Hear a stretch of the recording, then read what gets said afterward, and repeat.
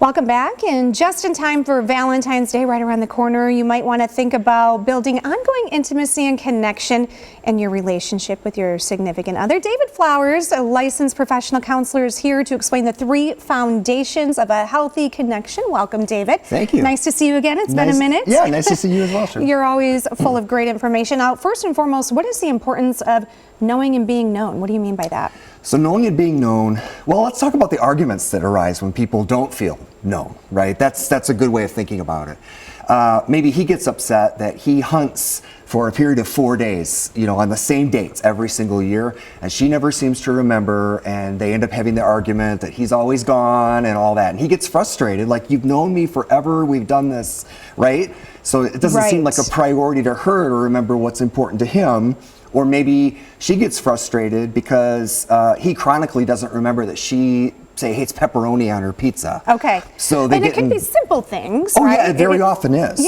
Yeah. But so that's knowing and being known, like, that your partner maybe, does it have to do with paying attention also to what's important to you? Yeah, it's paying attention, right? People feel like, look, I mean, all of my friends know this about me, right? Like, our kids know this about me. Your parents know this about, why don't you? Why don't you know these basic things? Right. It seems easy enough, but I guess in the everyday, busyness of life, some things, I don't know, maybe just pass by. Yeah, that's exactly it. Yeah. I mean, 90% of life is just kind of mundane. Yeah. And so, but Dr. Gottman, that kind of brought us all 3 of these things and did the research to clarify them, likes to point out there really are no small moments. Oh, that's true. That's a good point. Now, talk about fondness and admiration.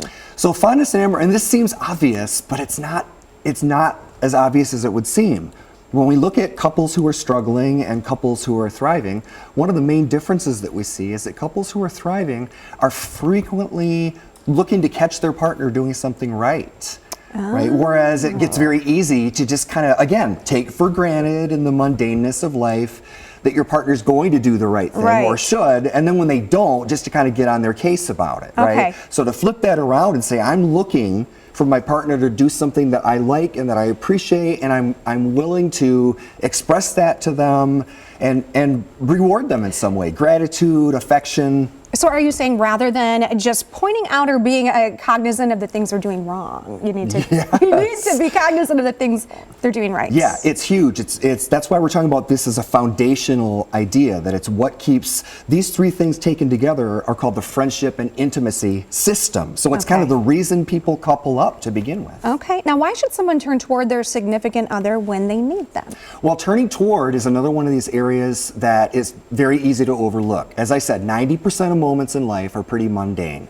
But to be intentional about, hey, my partner's asking me something right now. It could be something huge, like, can you take the kids to the doctor, or something big, or it could be something most of the time very small, like, what do you want for lunch today, or something normal.